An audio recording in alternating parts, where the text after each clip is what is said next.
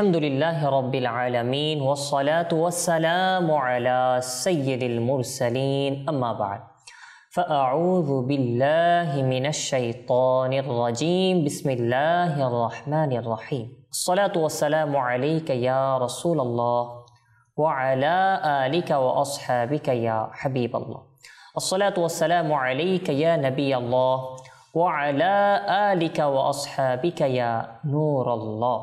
প্রিয় মাদানী চ্যানেলের দর্শকবৃন্দ, উপস্থিত হয়েছি মাদানী চ্যানেল বাংলা এর অনুষ্ঠান আল্লাহ পাক রব্বুল আলামিনের নাম সমূহ নিয়ে আসমাউল হুসনা এর মধ্যে। আসুন এই অনুষ্ঠানে আমরা যেহেতু আল্লাহ পাক রব্বুল আলামিনের সুন্দর সুন্দর নাম আপনাদের নিকট পেশ করার চেষ্টা করে থাকি, আজও আল্লাহ তাআলার একটি খুব সুন্দর নাম নিয়ে আলোচনা করার চেষ্টা করব। শুরুতে একটি দরুদে পাক পাঠের ফজিলত আলোচনা করার চেষ্টা করছি। হযরতে সাইয়্যিদুনা আনাস রাদিয়াল্লাহু তাআলা আনহু থেকে বর্ণিত, আল্লাহর হাবিব সাল্লাল্লাহু তাআলা আলাইহি ওয়া সাল্লাম ইরশাদ করেছেন, ইয়া আইয়ুহান নাসু আনজাকুম ইয়াউমাল কিয়ামাতি মিন আহওয়ালিহা ওয়া মাওয়াতিনিহা আকসারুহুম আলাইয়া সালাতান ফি দারিদ দুনিয়া। অর্থাৎ, হে লোকেরা, তোমাদের মধ্যে কিয়ামতের দিনের ভয়াবহতা এবং দুর্গম উপত্যকা হতে মুক্তিপ্রাপ্ত ব্যক্তি সে হবে কে? আকসারুহুম আলাইয়া সালাতান ফি দারিদ দুনিয়া, যে দুনিয়াতে আমার উপর অধিক হারে দরুদ শরীফ পাঠ করবে। সুবহানাল্লাহ। জি প্রিয় আমাদের দর্শকবৃন্দ, আল্লাহর হাবিব সাল্লাল্লাহু তাআলা আলাইহি ওয়া সাল্লামের প্রতি যারা অধিক হারে দরুদ শরীফ পাঠ করে তাদের জন্য অবশ্যই অনেক অনেক নিয়ামতের কথা আল্লাহর হাবিব সাল্লাল্লাহু তাআলা আলাইহি ওয়া সাল্লাম বিভিন্ন রিওয়ায়াতের মধ্যে ঘোষণা করেছেন। এই হাদিসে পাকের মধ্যে আমরা শুনলাম, তো নিশ্চয়ই আমরা হাশরের ময়দানে যে করুণ পরিস্থিতি হবে আমরা জানি না কে কিভাবে নাজাত পাবে। অবশ্যই আমরা নাজাতের আশা তো রাখি, আল্লাহ তাআলার দয়া কার উপর কিভাবে হবে আল্লাহ তাআলা বেহতার জানে। তো সুতরাং আমার উপর আপনার উপর যেন আল্লাহ তাআলার দয়া হয়ে যায়, আল্লাহর হাবিবের সুদৃষ্টি হয়ে যায়, তার উদ্দেশ্যে আমরা আল্লাহর হাবিবের প্রতি বেশি পরিমাণে দরুদে পাক পাঠ করার চেষ্টা করি। আসুন মোহাব্বত সহকারে একবার দরুদে পাক পাঠ করি। সাল্লু আলাল হাবিব সাল্লাল্লাহু তাআলা আলা মুহাম্মদ সাল্লাল্লাহু তাআলা আলাইহি ওয়া সাল্লাম সালাতান ওয়া সালামান আলাইকা ইয়া রাসূলুল্লাহ। প্রিয় মাদানী চ্যানেলের দর্শকবৃন্দ, আমরা এই অনুষ্ঠানের মাধ্যমে আপনাদের নিকট আল্লাহ পাক রব্বুল আলামিনের গুণবাচক নাম নিয়ে আলোচনা করি। আর আল্লাহ তাআলার পবিত্র নাম এগুলো নিয়ে আলোচনা করার উদ্দেশ্যটা কি? অবশ্যই অনেক উদ্দেশ্য রয়েছে, তোর মধ্যে এটাও একটা উদ্দেশ্য, আপনারা যেন আল্লাহ তাআলার শান বুঝতে পারেন, আপনারা যেন পাক রব্বুল আলামিনের এই নামগুলো মুখস্থ রাখতে পারেন, হিফজ করতে পারেন। কারণ কি? এগুলো মুখস্থ করার অনেক ফজিলত রয়েছে। আল্লাহ তাআলার নাম যদি আপনি শিখেন, জানেন, মুখস্থ রাখেন, আর এর মধ্যে যে আল্লাহ তাআলার শান রয়েছে, যে আল্লাহ পাক রব্বুল আলামিনের পবিত্রতা ঘোষণা রয়েছে, এগুলো সম্পর্কে যখন জানবেন অবশ্যই আল্লাহ তাআলার প্রতি আপনার মহব্বত বেড়ে যাবে। এবং আল্লাহ তাআলার নাম হিফজ রাখলে তার ফজিলত কি অবশ্যই আমরা শুনেছি হয়তো, কিন্তু আমি আবারও বলার চেষ্টা করছি। রাসূল করিম রাউফুর রহিম সাল্লাল্লাহু তাআলা আলাইহি ওয়া সাল্লাম এটা ইরশাদ করেছেন, লিল্লাহি তিসআতুন ওয়া তিসউনা ইসমান মান হাফিযাহা দাখালাল জান্নাহ ওয়া ইন্নাল্লাহা উইত্রুন ইউহিব্বুল উইত্র। অর্থাৎ এই হাদিসে পাকে বলা হচ্ছে, আমার নবী সাল্লাল্লাহু তাআলা আলাইহি ওয়া সাল্লাম এটা ঘোষণা করেছেন যে আল্লাহ তাআলার 99টি নাম রয়েছে, যে ব্যক্তি তার হেফাজত করবে সে জান্নাতে প্রবেশ করবে। অর্থাৎ যে হিফজ করবে, যে মুখস্থ করবে। আর আল্লাহ তাআলা বেজুর, তিনি বেজুর পছন্দ করেন। তো 99 নাম এটাও বেজুর রয়েছে।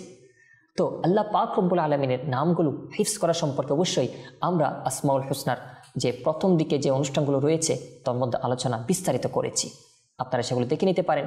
আমি শুধু আজকে এটা আবারও বললাম এই জন্য, যখন আমরা আল্লাহ তাআলার নামগুলো শুনি এগুলো হিফজ করার চেষ্টা করি। অবশ্যই আমরা বিগত অনুষ্ঠানে আমরা আল্লাহ পাক রব্বুল আলামিনের বিভিন্ন নাম শ্রবণ করেছি, যে আল্লাহ এটা যে জাতি নাম, এভাবে আর রহমান, আর রহিম, আল মালিক, আল্লাহ পাক রব্বুল আলামিনের যে নামগুলো রয়েছে আলহামদুলিল্লাহ ওগুলো সম্পর্কে আলোচনা আমরা শ্রবণ করেছি। আজকে আল্লাহ পাক রব্বুল আলামিনের এই কুদ্দুস নাম, এটা যে আল্লাহ তাআলার শানে কিভাবে আমরা ব্যবহার করি, আর এটা যখন আল্লাহ তাআলার শানে ব্যবহার হয় তখন কি উদ্দেশ্যে ব্যবহার হয়, ইনশাআল্লাহ এগুলো সম্পর্কে বিস্তারিত আলোচনা করার চেষ্টা করব। এবং এটার অবশ্যই আলোচনা অনেক দীর্ঘ, যদি সম্ভব হয় আজকে আমরা এটা বিস্তারিত আলোচনা করে শেষ করব, আর না হয় ইনশাআল্লাহ এটার জন্য আমরা সামনের যে আমাদের এপিসোড ইনশাআল্লাহ ওটার মধ্যে আলোচনা করার চেষ্টা করব। তো আসুন, কুদুস বলা হচ্ছে আল্লাহ পাক রব্বুল আলামিনের এই যে নাম কুদ্দুস, এটা কুদুস থেকে এটা নির্গত, আর এটা থেকেই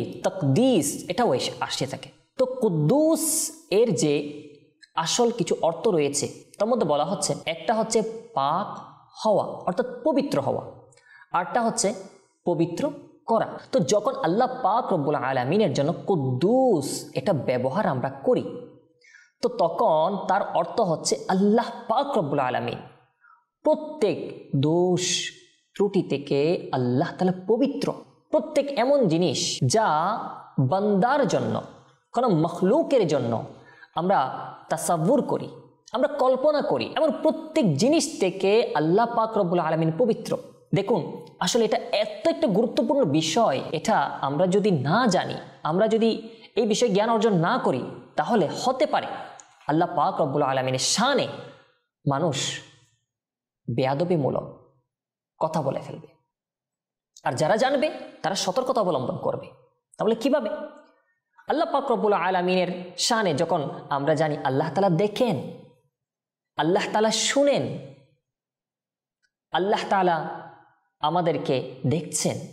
এখন অবশ্যই দেখার জন্য আমার জন্য আপনার জন্য চোখের প্রয়োজন, আমরা চোখ দিয়ে দেখি। এখন আমি আল্লাহ তাআলার জন্য যখন দেখা শব্দ এটা কোরআনে পাকে এসেছে, বিভিন্ন জায়গায় এসেছে, এখন এটার জন্য আমি যদি আল্লাহ তাআলার জন্য চোখের কথা বলে ফেলি, নাউযুবিল্লাহ। তো চোখ তো বান্দার প্রয়োজন, আল্লাহ তাআলা তো দেখার জন্য চোখ প্রয়োজন নাই।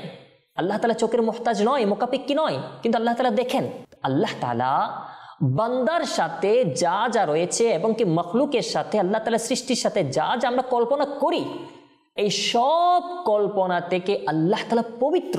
আল্লাহ পাক রব্বুল আলামিনের শানে আমরা কখনো বান্দার বিষয় দিয়ে অথবা মখলুকের এই সৃষ্টি জগতের কোনো বিষয় দিয়ে আল্লাহ তাআলাকে আমরা যেন আমাদের কল্পনার মধ্যে না আনি। আল্লাহ তাআলা আমাদের কল্পনার ঊর্ধ্বে, আল্লাহ পাক রব্বুল আলামিন শান এটা অনেক উঁচু, আল্লাহ এগুলো থেকে পবিত্র। তো এই জন্য হাদিসে পাকে আমার নবী সাল্লাল্লাহু তাআলা আলাইহি ওয়া সাল্লাম ইরশাদ করেছেন, লা তাতাফাক্কারু ফিল্লাহ, আল্লাহ তাআলার জাত নিয়ে, আল্লাহ তাআলা নিয়ে তোমরা গবেষণা করিও না। হ্যাঁ, তাতাফাক্কারু ফি খালকিল্লাহ, আল্লাহ তাআলার মখলুক নিয়ে, আল্লাহ তাআলার খালক নিয়ে তোমরা গবেষণা করো, গৌর ফিকির করো। তো যারা আল্লাহ তাআলা নিয়ে গবেষণা করতে যায়, তো বেশিরভাগ তারা ঈমান হারিয়ে ফেলে। আর যারা আল্লাহ তাআলার মখলুক নিয়ে গবেষণা করে, তারা আল্লাহ তাআলার শান মর্যাদা তাদের অন্তরের মধ্যে আল্লাহ তাআলা আর বোঝার তৌফিক দান করেন। তাদের বিবেকে আল্লাহ পাক রব্বুল আলামিন আল্লাহ তাআলার শান আর বোঝার তৌফিক দান করেন। তো আমরা যখনই আল্লাহ তাআলার খালক নিয়ে, মখলুক নিয়ে আমরা চিন্তা করব, ফিকির করব, গবেষণা করব, তখন আল্লাহ তাআলার শানকে বুঝতে পারব। দেখুন, আসলে আল্লাহ তাআলার মখলুক এটা পর্যন্ত আমরা বোঝার ক্ষমতা রাখি না। তাহলে কিভাবে? বর্তমানে পৃথিবীতে আপনার যত সৃষ্টি রয়েছে, সৃষ্টির সংখ্যা কত? এখনো সৃষ্টি নিয়ে গবেষণা, এটা আলাদা কথা, সৃষ্টির সংখ্যা কত এটাও পর্যন্ত কোনো আপনার যারা গবেষক রয়েছেন তারা নির্ধারণ করতে পারেন নাই।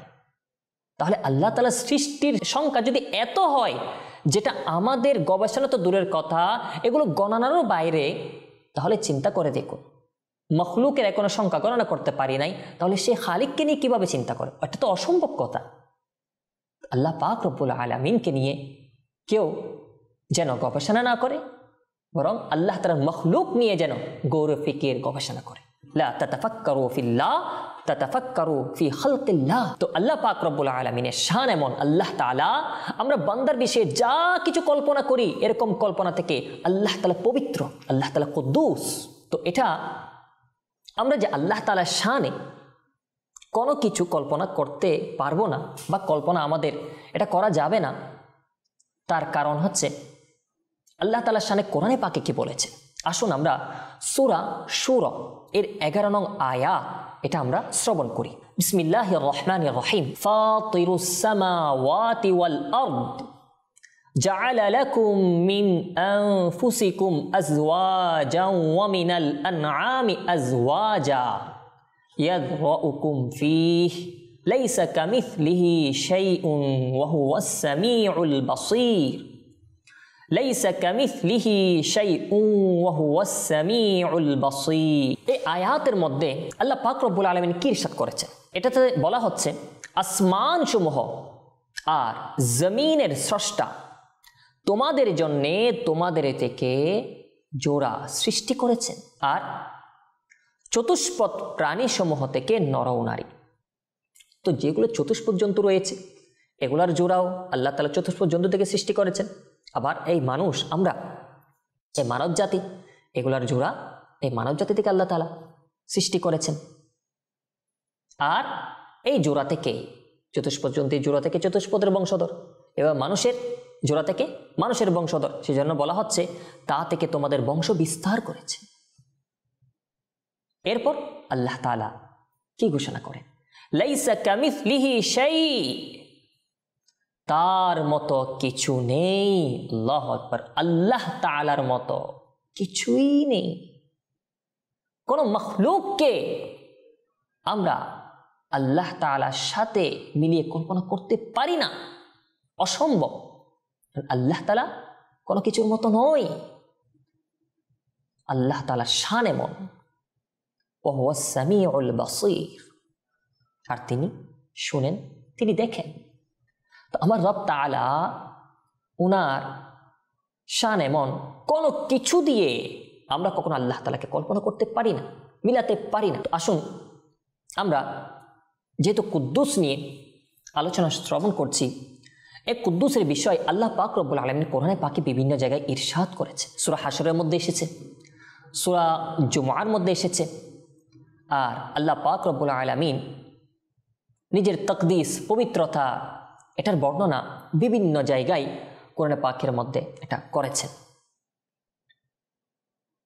উদাহরণস্বরূপ, যখন হযরত আদম আলা নবিয়িনা ওয়া আলাইহিস সালাতু ওয়াস সালামকে আল্লাহ পাক রব্বুল আলামিন সৃষ্টির ইরাদা করেছেন, তখন ফেরেশতাদের সাথে আলোচনা করেছেন।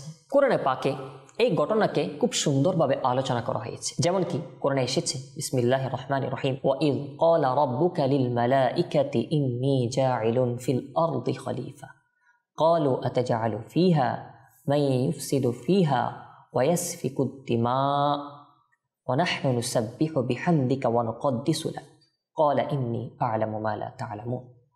আল্লাহ আল্লাহ। এই আয়াতের মধ্যে আল্লাহ পাক রব্বুল আলামিন ফেরেশতাদেরকে যে বলেছেন যে ইন্নী জাইলুন ফিল আরদি খলিফা, ফেরেশতাদেরকে আল্লাহ তাআলা এটা বললেন যে আমি জমিনের মধ্যে একজন প্রতিনিধি আমি সৃষ্টি করতে চাই, আমি সৃষ্টি করব। তো যখন আমার রব তাআলা একজন প্রতিনিধি আদম আলা নবী আলাইহিস সালাতু ওয়াস সালামকে সৃষ্টি করার কথা এটা বললেন আল্লাহ তাআলা, এটা কোরআনে পাকে এভাবে তো এসেছে। তো বলা হচ্ছে এই কোরআনে পাকের আয়াতে, হে হাবিব আপনি স্মরণ করুন, এটা আল্লাহ রাসূলের উপর যেহেতু এই আয়াত নাজিল হয়েছে, তো বলা হচ্ছে আপনি স্মরণ করুন যখন আপনার রব ফেরেশতাদেরকে বলেছিলেন আমি পৃথিবীতে আপন প্রতিনিধি সৃষ্টিকারী, ইন্নী জাইলুন ফিল আরদি খলিফা। ফেরেশতাদেরকে এটা বলা হয়েছে পৃথিবীতে আপন প্রতিনিধি সৃষ্টিকারী। তখন ফেরেশতারা কি বলল? আতাজআলু ফিহা মান ইউফসিদু ফিহা ওয়া ইয়াসফিকুদ দিমা।